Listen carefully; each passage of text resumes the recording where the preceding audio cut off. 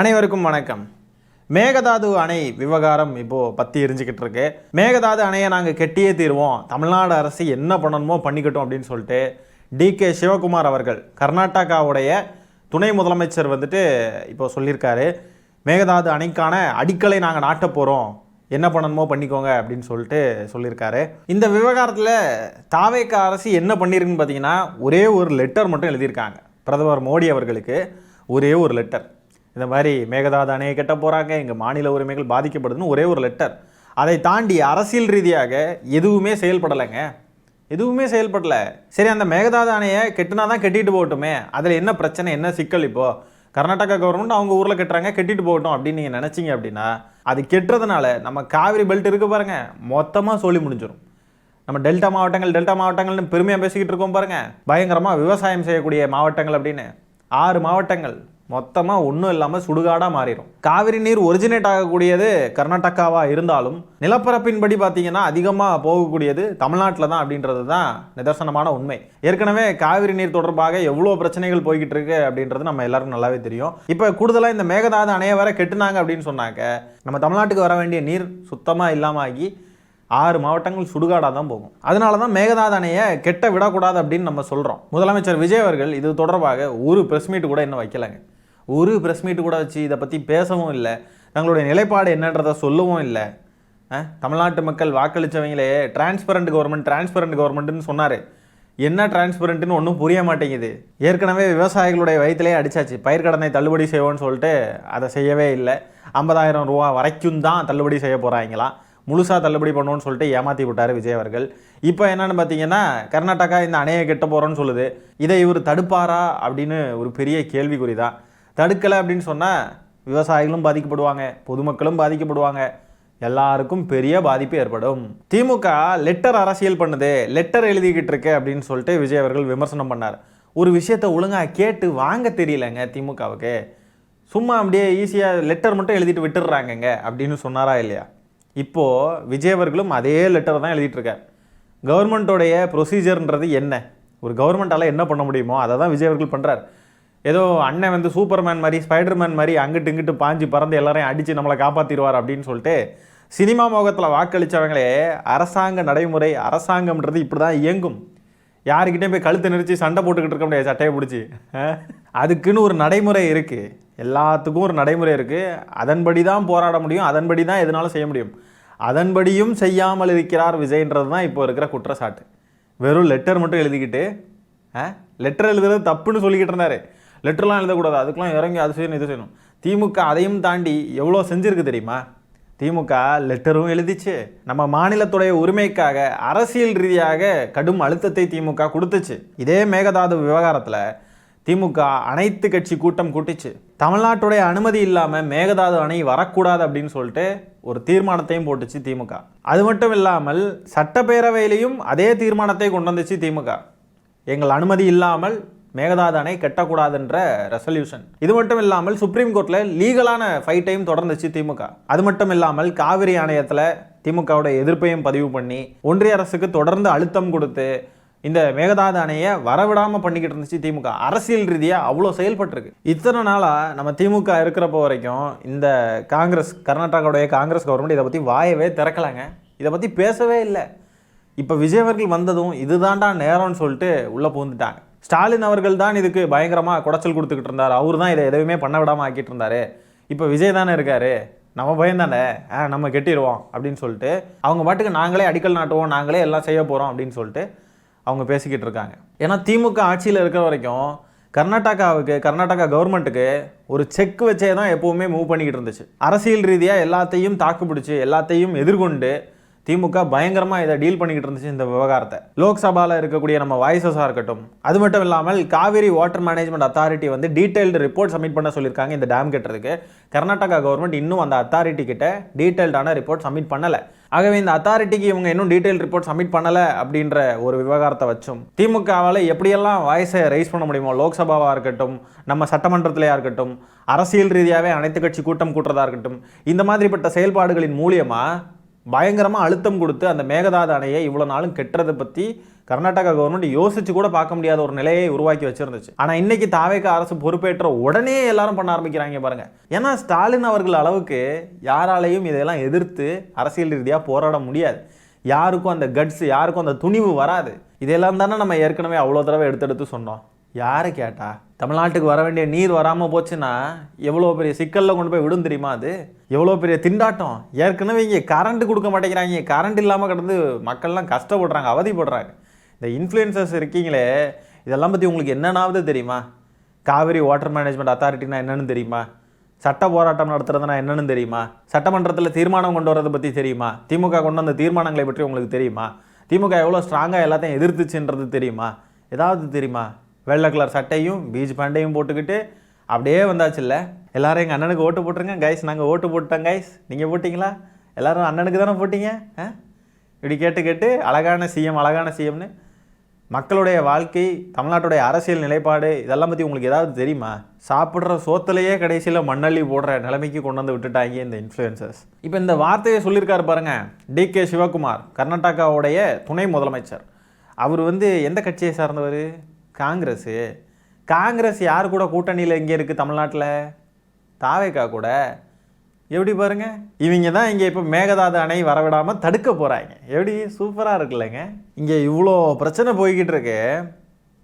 கர்நாடகாவுடைய deputy CM சொல்கிறாரு, தமிழ்நாடு என்ன செய்யணுமோ செஞ்சுக்கிட்டோம், தமிழ்நாடு அரசுக்கு எந்த ரைட்டும் கிடையாது நாங்கள் அணை கட்டுறதை தடுக்கிறதுக்கு அப்படின்னு சொல்லிட்டு அப்படியே காரி துப்பிட்டாருங்க. தமிழ்நாடு கவர்மெண்ட் இங்கே என்ன பண்ணிக்கிட்டு இருக்கு அப்படின்றது தெரில. முதலமைச்சர் விஜய் அவர்களும் அவருடைய நெஞ்சில் கூடியிருக்கக்கூடிய ரசிகர்களும் என்ன பண்ணிக்கிட்டு இருக்கிறாங்க அப்படின்னா, ஃபேக் நியூஸ் பரப்புறதுல ரொம்ப பிஸியாக இருக்கிறாங்க. எங்கள் தலைவர் காலையிலேருந்து சாயந்தரம் வரைக்கும் செக்ரட்டேரியட்லேயே இருக்கார், அங்கே தான் மதிய சாப்பாடு சாப்பிட்றாரு, ரொம்ப சிம்பிளிசிட்டியான ஒருத்தர் அப்படின்ட்டு அதை வச்சு ஏதாவது சிம்பத்தி தேடலாம், அதை வச்சு ஏதாவது இது பண்ணலாம் அப்படின்ட்டு அதிலேயே இருக்கிறாங்க. அமைச்சர்கள்லாம் என்ன பண்ணுறாங்கன்னு பார்த்தீங்கன்னா, முறுக்கு பாக்கெட்லாம் மேனுஃபேக்சரிங் டேட் அதில் இருக்கிற டேட்டில் தான் மேனுஃபேக்சர் செய்யப்பட்டுச்சா அப்படின்னு சொல்லிட்டு முறுக்கு பாக்கெட் கூட மல்லு கட்டிக்கிட்டு இருக்கிறாங்க. இங்கே நடக்கக்கூடிய சட்ட ஒழுங்கு பிரச்சனைகளுக்கெல்லாம் திமுக தான் காரணம் அப்படின்னு சொல்லிட்டு திமுக மேலேயே பழி போட்டு திமுக கூட மல்லு கட்டிக்கிட்டு இருக்கிறாங்க. இவங்களுடைய வீரம் எல்லாம் திமுக கிட்ட மட்டும்தான் இருக்குமே வெளியே வேற யாருக்கிட்டையும் போக மாட்டாங்க, வேற யாருக்கிட்டையும் சண்டை போட மாட்டாங்க. ஏன்னா அவங்க கூடலாம் சண்டை போடணும்னா அடிப்படையில் கொள்கை உணர்வுன்னு ஒன்று இருக்கணும்ல, அடிப்படையில் தமிழ்நாட்டு மண் மீது அக்கறை இருக்கணும்ல. இவங்களுடைய அக்கறை ஃபுல்லாக எங்கள் அண்ணன் சிஎம் ஆகணும், எங்கள் அண்ணன் அக்கறை ஃபுல்லாக அங்கே மட்டும்தான் இருக்கே வெளியே தமிழ்நாட்டின் மீது கிடையாது. தமிழ்நாட்டு மண்ணின் மீதோ மொழி மீதோ உரிமை மீதோ எது மீதும் கிடையாது. அப்படி இருக்கிறப்ப இவங்கெல்லாம் எப்படி எதிர்த்து சண்டை போடுவாங்க? அதாவதுங்க, கேள்வி புரிஞ்சாதான் ஒருத்தனால பதில் சொல்ல முடியும். ஆனால் இவங்களுக்கு தான் கேள்வியே புரியாதே. இவங்க கிட்ட இருந்து நம்ம என்ன எதிர்பார்க்க முடியும்? நடிகன் ஆட்சி செய்தால் நாடு இந்த லட்சணத்தில் தான் இருக்கும். ஆகவே இதெல்லாம் அக்செப்ட் பண்ணிட்டு தான் போகணும். மேகதாது அணையை கட்டுனா கட்டுவாங்க, காவிரி நீர் வரலைன்னா வராமல் ஆகும், விவசாயிகள் கஷ்டப்படுவாங்க, டெல்டா மாவட்டங்கள் முற்றிலும் சுடுகாடாக போகும். அதுக்கும் தான் ரூட்டு மாஃபியா கும்பல் இருக்குது. அதுக்கு ஒரு நரேட்டிவை செட் பண்ணி மக்களையெல்லாம் வேறு விதமாக நம்ப வச்சு அதையும் நம்புறதுக்கு ஒரு கூட்டம் இருக்கே. என்னங்க பண்ணுறது? இப்போ இந்த விவகாரத்தை குறித்து இப்போ கர்நாடகா இப்படி சொல்லுது, இதை குறித்து என்ன நினைக்கிறீங்க, உங்களுடைய கருத்து என்னன்னு சொல்லி நம்ம தமிழ்நாட்டுடைய வேளாண் அமைச்சர் வினோத் அவர்கள்கிட்ட கேள்வி எழுப்புனதுக்கு அவர் என்ன சொல்கிறாருன்னு தெரியுமா? நீங்களே பாருங்க.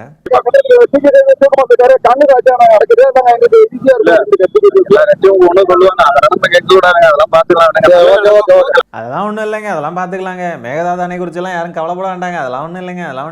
அப்படியே கடந்து போயாச்சு. அதை பற்றி ஒரு கிளியரான பதிலே இல்லை. நாங்கள் இதை எதிர்க்கிறோம், நாங்கள் இதை வர விட மாட்டோம் அப்படின்ட்டு ஸ்ட்ராங்காக பதிவு பண்ண முடியல. அதெல்லாம் ஒன்றும் இல்லைங்க. டேமு தானேங்க, அது ஒன்றும் இல்லைங்க. அது என்னன்னே தெரியுமான்னு தெரியல. முதல்ல மேகதாது அணைனா என்னன்னே தெரியுமான்னு தெரியல. எவ்வளோ ஒரு முக்கியமான பிரச்சனை இது. தமிழ்நாட்டு விவசாயிகளே அந்த நீரை நம்பி தான் இருக்கிறாங்க. இந்த விவகாரத்தில் கூட எல்லாம் பார்த்துக்கலாங்க, அதெல்லாம் ஒன்று இப்படின்னு பதில் சொல்லிட்டு போனால் என்னது இது? மக்கள்லாம் என்ன தான் இதை எப்படி தான் புரிஞ்சுக்கிறது? அப்போ ஓட்டு போட்டவங்களே இதுக்கு தான் நீங்கள்லாம் ஓட்டு போட்டிங்களா? நல்லா பதில் அளிக்கிறாங்கல்ல ஒவ்வொரு விவகாரத்துக்கும்.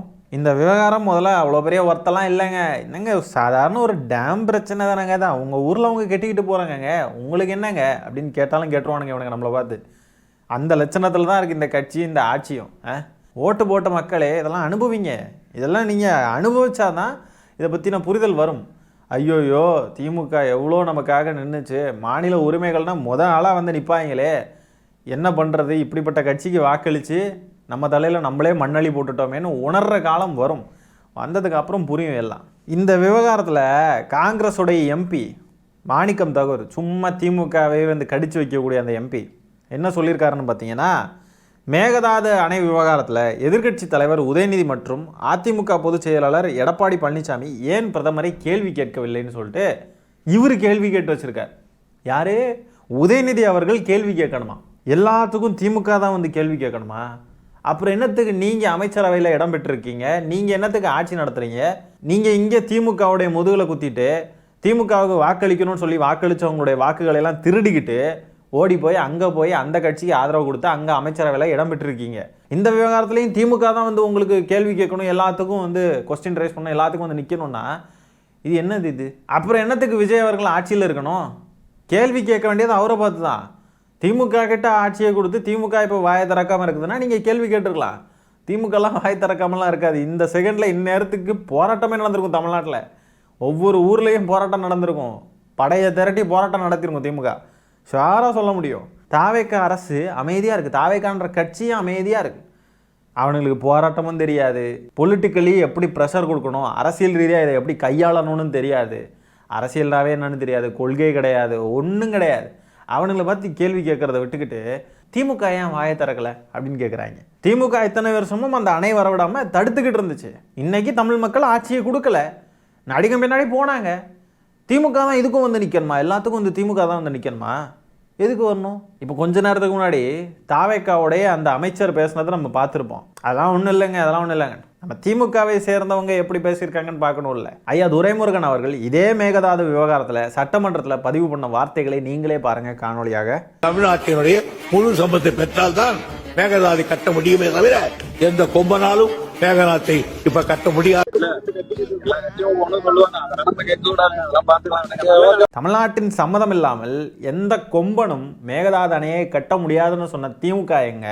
அதெல்லாம் ஒன்றும் இல்லைங்க, அதெல்லாம் வந்து அப்படின்ட்டு நழுவி ஓடக்கூடிய தாவேக்கா எங்க? இப்படி நெஞ்சுரத்தோட திமுக மாதிரி பேச தாவேக்காவில் முடியுமா? ஆஃப்டர் ஆல் ஒரு நடிகன் கட்சி, பேசுகிறதுக்கான திராணியோ துணிச்சலோ இருக்கா? அப்படிலாம் பேசுகிறதுக்கு அப்படிலாம் எதிர்ப்பை பதிவு பண்ணுறதுக்கு தில்லு நெஞ்சுரம்னு ஒன்று வேணும்.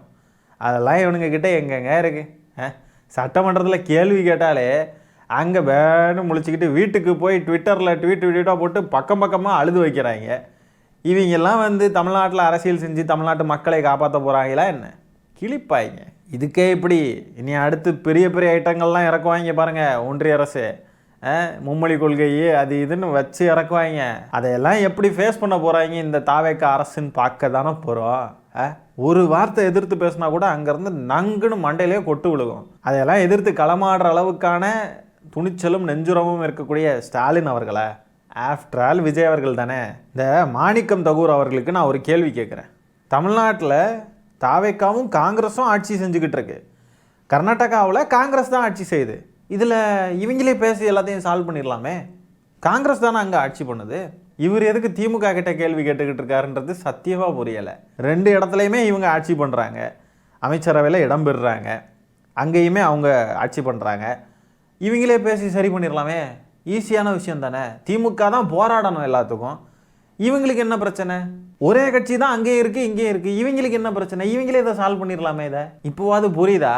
தமிழ்நாட்டுக்கு ஒரு பிரச்சனைனா திமுக தான் வந்து நிற்கணும். எல்லாரோட எதிர்பார்ப்பும் அதுதான். திமுக எதிர்கட்சியோ ஆளுங்கட்சியோ மக்கள் பிரச்சனைனா வந்து நிற்கணும். வந்து நிற்கலைன்னு சொன்னால் தமிழ்நாடு சுடுகாடு தான். இந்த மேகதாது அணை விவகாரம் இந்த லட்சணத்திலேயாக்கும் இருக்குது. அவங்களாலேயே நினச்சா முடியும், ஆனால் அதையே பண்ண மாட்டேங்கிறாங்க இந்த கேடுகட்ட துரோக கும்பல் காங்கிரஸ். எல்லாத்துக்கும் திமுக தான் வந்து குரல் கொடுக்கணும், எல்லாத்துக்கும் திமுக தான் வந்து பேசணும், திமுக தான் இங்கே எல்லா அரசியலையும் பண்ணணும். திமுக தான் இப்போ ஆட்சி செஞ்சுக்கிட்டு இருக்குன்னு எடுத்துக்கலாமா? அப்போது சும்மா முதலமைச்சர் சீட்டில் மட்டும் அவர் போய் உட்காந்துருப்பார். எல்லாத்துக்கும் திமுக தான் வந்து நிற்கணும். கரண்ட் வரலனாலும் திமுக காரன் தான் வந்து நிற்கணும்.